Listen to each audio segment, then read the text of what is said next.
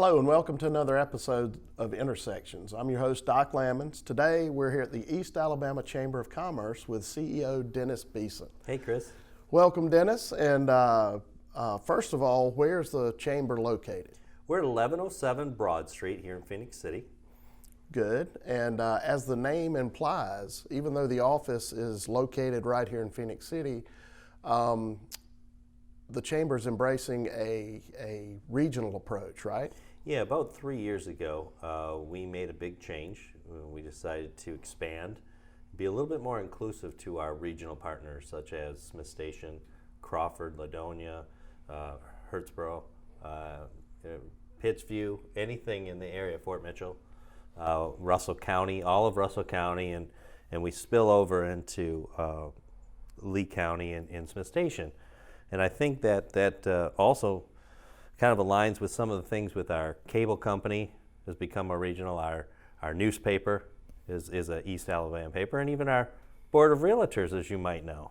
Right.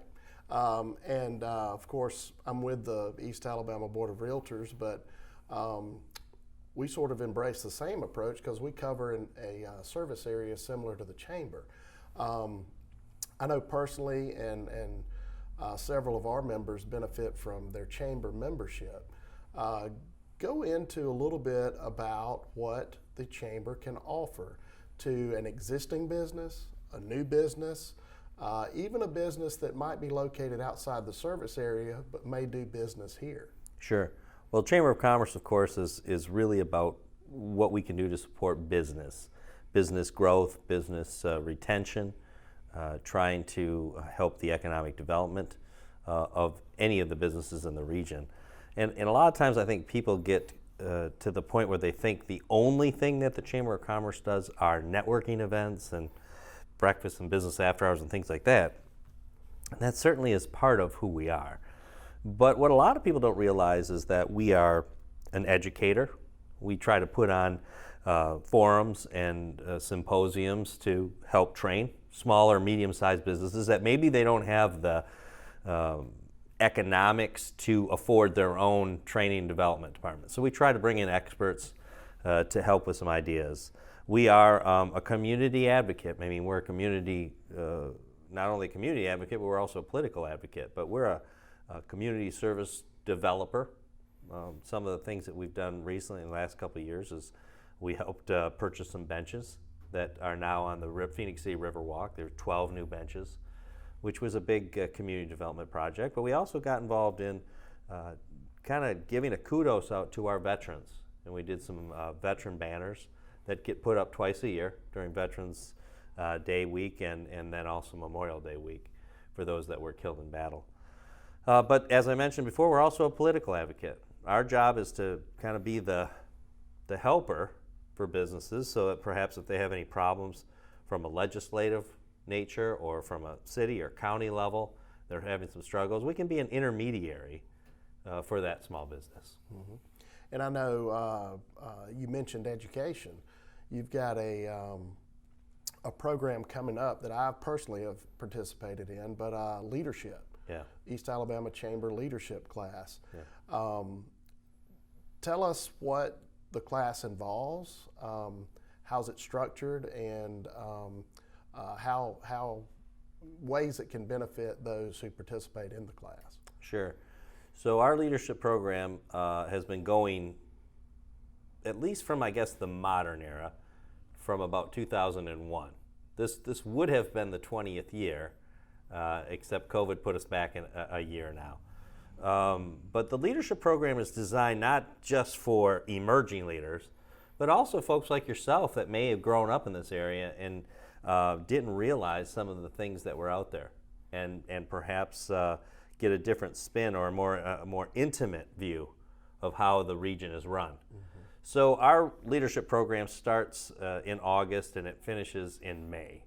And once a month from September through April, the people that are participating get to go to different things. Like maybe we have medical day, or we have education day, we have government day, public safety, history, economic development, and we go to a lot of the different businesses and the regions, and again, we try to show some ideas of what's happening. Now, one of the things that I've instituted since I've been here is a community service program. So they've got to finish a project at the end of course, and a couple of our classes have taken on multiple projects during the course. And one of the big things that's pretty hard to miss is the giant Phoenix Wing mural that's behind the county building on Dillingham Street and right by the amphitheater. So if you're traveling, if you're coming to town for a concert, you get to go over to the neat Phoenix Wings that say, "Welcome to Russell County, Phoenix City," and get your picture taken. So that all came from our leadership class. And what we hope is that they develop some new friendships, some new bonds, that as they need some things in the future, hey, you know what, I was in leadership with Chris Lammons. I'm going to give him a call and see if he can help me out. Right. And personally, it helped me a great deal. I got to see things that out of all my years of being here and being around this area, I never got to experience. One of the big things is the Fort Benning Day. Yeah. Of course, I've been on and off Fort Benning many times, but I didn't get to participate in a lot of the things and the inner workings and to see how Fort Benning operates. What all have you got on schedule for this year at Fort Benning? Well, we may change the day that we go. Normally that's a day where we join forces with the Columbus Chamber and do some different things. But based off of one of the suggestions of one of our connections out there, I think we're going to be moving it to Friday, and he's hopeful that there's actually going to be a graduation going on. So not only will we get a chance to maybe see the museum a little bit, we'll get to see a graduation, then we'll have a chance to go over and actually see all of the different things. I mean, you get a chance to do some simulated training, see what the soldiers actually are learning on. And you realize that Fort Benning and the military, it's a whole nother city. It's run just like a city. There's a garrison that ultimately the garrison commander is like the city manager. And the commanding general is generally kind of almost like the mayor, because it's partly not only their job to be the leader out there, but to also be the face, the public image of Fort Benning. But to have the economic engine that we have right in our backyard and everything that we can do, we try to build that relationship. And that's why I wanted you to touch on that specifically, is the regional approach. You know, part of Fort Benning, a lot of people don't know, sits in Russell County. That's right. And about 12,000 acres. Yeah, and a lot of the troops that are stationed there, civilian workforce, are located in this service area too. Well, and it's interesting that you say that, because it's one of our big focus items for the next couple of years, is trying to focus on when troops are being transferred here, relocated here, spending their 18 to 24 months here, that they actually are looking at Alabama first. We want to try to promote that we have the best K through 12 program. We want to also promote that we have a great junior college, and we have a Troy University campus here as well. We also want them to understand that Alabama doesn't tax their retirement if they decide to stay here. And dollar for dollar, the property value, I think you can get a lot more house with a lot lower taxes in Alabama than you can in Georgia. Right. And that leads me into the next portion. The chamber is set up with sort of a board of directors that you answer to, and one of the focuses here lately has been to kind of break apart different committees to sort of tackle issues and different projects.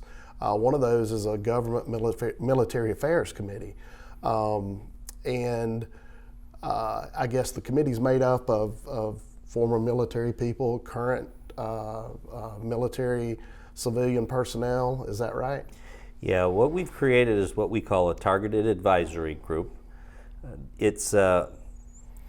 We try to pull subject matter experts that logically fit into 5 different categories. We have 5 tags, as we call them for short, targeted advisory group. So economic community development, we've got visitors and events, we've got education, workforce development, and then the government military affairs tag that you mentioned. And so what's the goal? Well, the goal is to try to improve communication. It's trying to build some bridges like we've got behind us here. We're trying to figure out ways to develop public-private partnerships. That's a buzzword that has really taken off in the last 10 to 15 years as far as economic development and community development go. What often happens is that people think that it's the government's responsibility to build hey, why don't we get a restaurant? And why doesn't our city build well, the city doesn't build restaurants, but the city owns the land. They might own the land, but they definitely have the infrastructure. They have the regulations that go along with it. So we want to make sure that when someone's coming into town, they have the best communication possible. In the military, government affairs, we want to make sure we're communicating. So what do we have? We have public and private. We have a representative from the Russell County Commission. We have a representative from the City Council. We have a representative from Smith Station. We have some former military personnel. Maybe they're working for still serving veterans, the American Legion.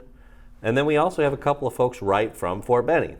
Because again, it doesn't make any sense for us to do it if we don't actually have a communication to the post.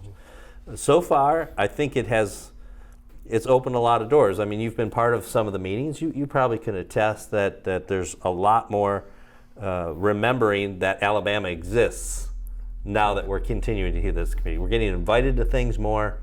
And again, recently they just did a training and they used Troy University over here specifically to give us an opportunity to host some folks. So what I'm hearing about these 5 tags is they're tasked with building relationships, creating lines of communication so that the chamber can be a resource for its members. Absolutely. How would a member, for that matter, just a member of the public, but a chamber member, go about utilizing those relationships and services? Contact you, or? Yeah, absolutely. We're always open. We're trying to keep the tags to a reasonable size, but we certainly want to tell the information that we're learning. We want to broadcast the conversations that we're having where we can. Now, some of this stuff is economic development. In the world of economic development, sometimes you can't say what's happening. Right. You can only say it's coming. But it's not this, it's not that, it's ABC company and they do a little of this and do that. Because confidentiality agreements exist. You want to be very careful with that. But the other thing that the goal of the tag is so that we're not duplicating efforts. So as I mentioned those 5 tags, what we hope is that they're somewhat expert in that area. That's their drive, that's their focus. But what we want is cross-communication. And that's where we're actually at the point now where we're going to start cross-communicating. So for example, economic community development, they're talking about bringing in businesses. We've got some things lined up. Well, we want to get workforce involved to find out, well, what do we have for employees out there? What's our workforce like?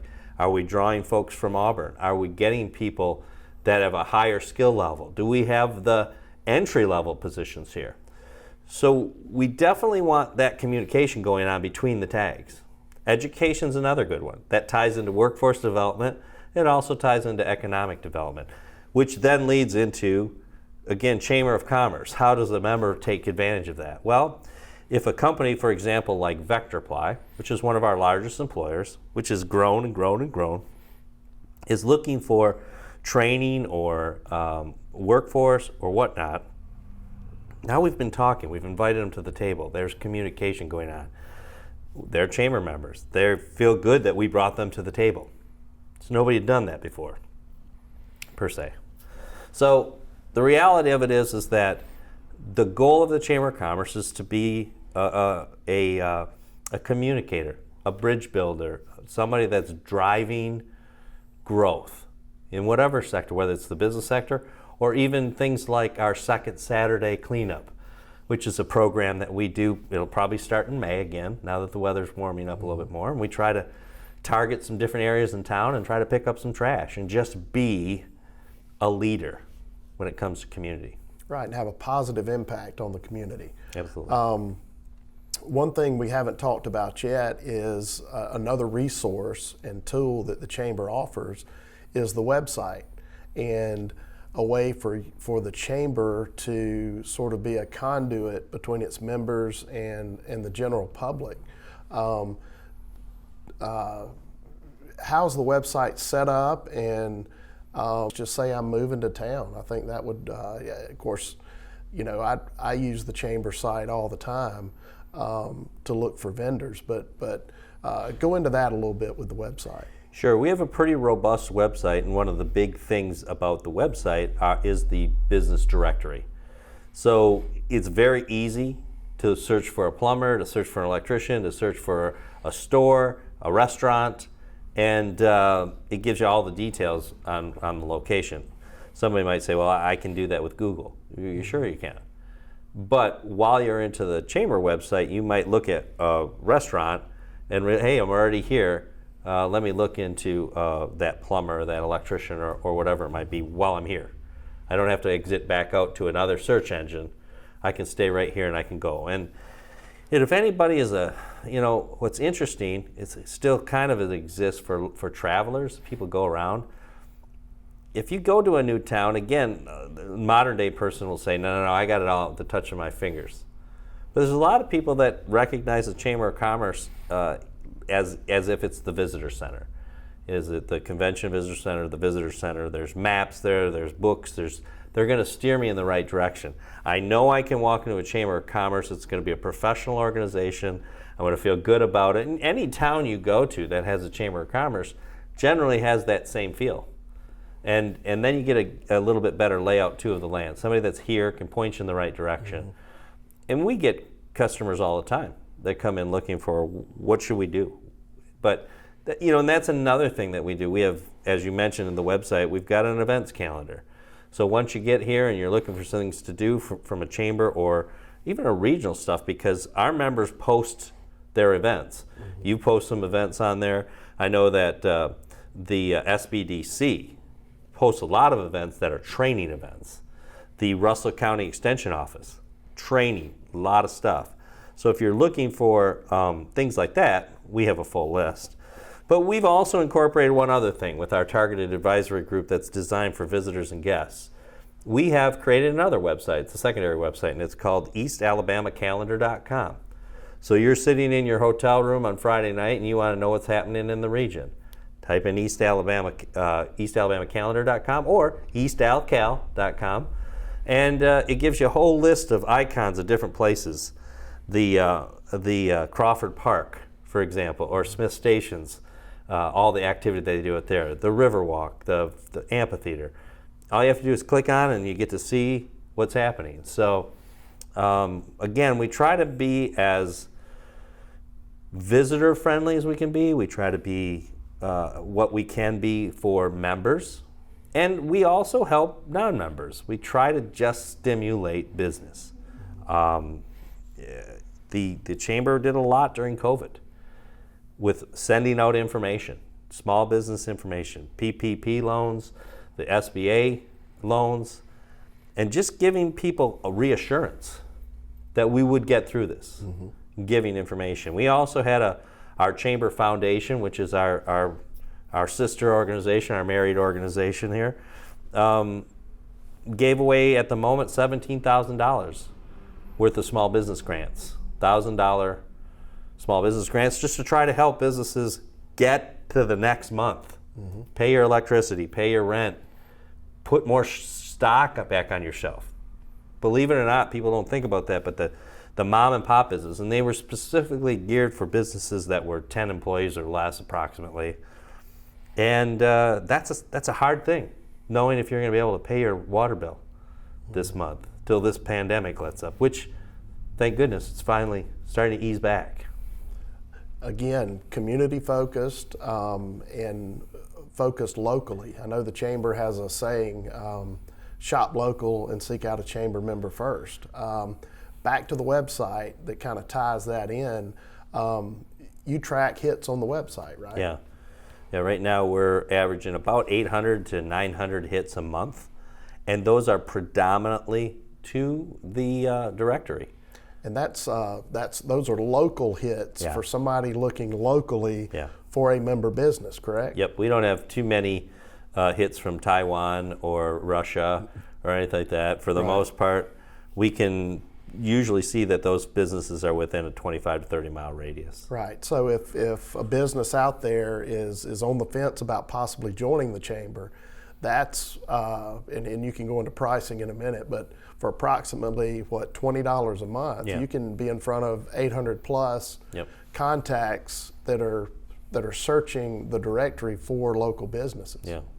And what's neat about that is that, again, it's up to you what you want to do with it, and the Chamber of Commerce has always been about that. There's a lot of myths out there that say, well, I didn't get anything from my chamber membership. But oftentimes we have to ask the question, well, what did you invest? Did you invest any time? Did you come to anything? Did you utilize the fact that we'll print off a whole set of our members' business, their mailing labels. So if you want to track specifically, I'm going to do a direct mail piece, and I'm going to see if this Chamber of Commerce does anything for me. We'll print you the labels off of our members, if you're a member, one time a year. Give it a try and see what comes back. But again, you have to put time into it. Chamber of Commerce isn't pay your dues and immediately you're going to have 10,000 customers. That doesn't work that way. And that's a great segue into the next subject. There are events on the calendar that are consistent every month. Yeah. Kind of go into the monthly calendar. Sure. We have 3 consistent things that happen every month. We have what's called the Sales Leads Roundtable. So what we do is we get together and it's almost like a lead generation group, and there's companies out there that do that. It's part of your membership. If you're a member, you get to come at 7 or at 8 in the morning at the American Legion is where we meet. 8 o'clock for about an hour. Group of anywhere from 20 to 25 people usually, talking about, hey, you know what? I'm Dennis Beson from the Chamber. The best lead for me is somebody that's looking to become a member. Mm-hmm. And your pitch might be, hey, I'm looking for anybody that might want to help me with a fundraiser that we're doing, or a special project, or make Christmas happen type thing. Mm-hmm. That's your opportunity to actually connect with like-minded people. And that's every Tuesday morning at 8 a.m. Tuesday morning at 8 a.m. Eastern Time. Everything's Eastern Time when I say it. But we also have a monthly breakfast.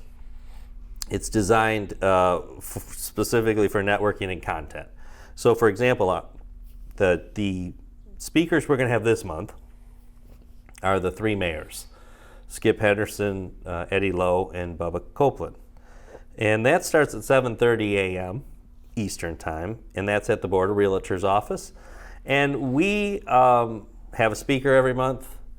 If you're not a member, you can come. It's just your fee's a little higher. It's $15 for non-members and $5 for chamber members. And it's a great breakfast. Usually about 50 people there to network with. And we do that the second Wednesday of every month. The second Wednesday of every month. Mm-hmm. And then our third, very consistent event, I guess there might be a fourth, but the third one is called Business After Hours. And that is a opportunity for a business to host a party. Basically, it's a networking party, not a party, but a networking party, right, where if you want to show off your business and you want people to come in, we ask a business to have at least size enough to fit 50 people. Can't be a really small business, but if it's a really small business, the cool thing is you can partner up with somebody else and have it either at our location or your location or somewhere else, and rent a room and do whatever you need to do. That's the 4th Tuesday of every month, aside from November and December, because we run into Christmas and Thanksgiving. But that is generally free to chamber members and $10 for non-members.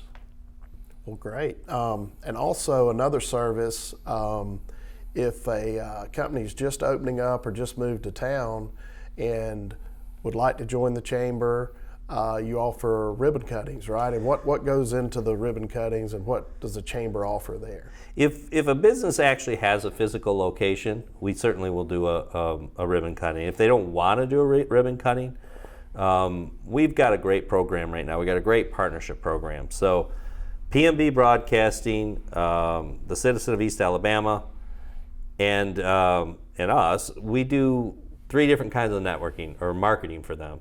PMB Broadcasting will give you a shout out as being a new member. So the new members for the month are so and so and so. Citizen of East Alabama does 4 weeks where you put your business card in.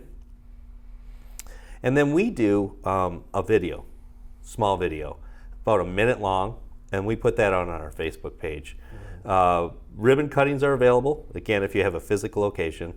But if not, we'll either take a picture of your business or we'll again do that video for you. Mm-hmm. So you can offer that virtually if you need to, or something here at the chamber possibly for a ribbon cutting.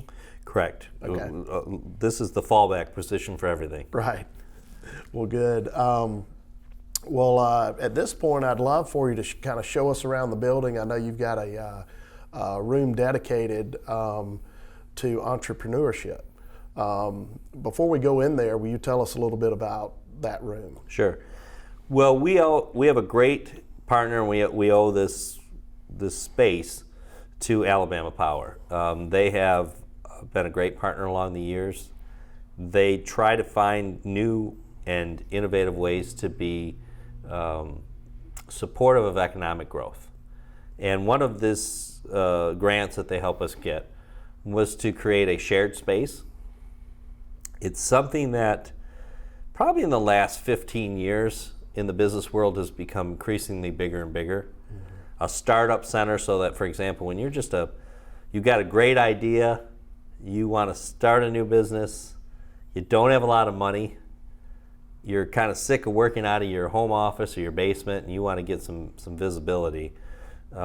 We have 3 cubicles that someone can rent for about $150 a month is the number. And if somebody's in a little bit of a harder situation with money, is really trying to get started, we'll work with them. But it gives you an opportunity to sit down, have an office, have a name placard on the wall, and utilize our utilities, our space. We've got a big conference room, and we've got a small conference room where they can actually meet clients rather than at a coffee shop or the library. They actually can go to a business environment, and then that client feels, okay, these guys are legit. They're in a real place. Mm-hmm. So Alabama Power helped us get into this space. We've done a lot of changes to our building. It's been a while. This chamber is 70 plus years old, and we've had different looks in here. And right now we just kind of upgraded the facility to look more businesslike. Mm-hmm. And I think we've done a good job with that. And again, we haven't pushed the shared space as much. Of course, COVID was a big chunk in the middle of that. Mm-hmm. But we hope that there's a small business person that's not going to stay here forever. We only want them here for a year. And if you haven't figured out where you're going in a year, well, unlike some parents, we're going to kick you out. Right. Sort of an incubator, and once the business is incubated long That's enough, right. just kind of. And our hopes is that we're going to transplant them into a business here in Phoenix City. Like our hopes are, or I should say East Alabama, that they're going to build their own building, they're going to go rent a different space. They've reached that level where they've got employees, and they're a success story that we can talk about. Remember when ABC Company started right here in our shared space? Right. Well, great, Dennis. Well, thanks for joining us. We'll see you next time on Intersections.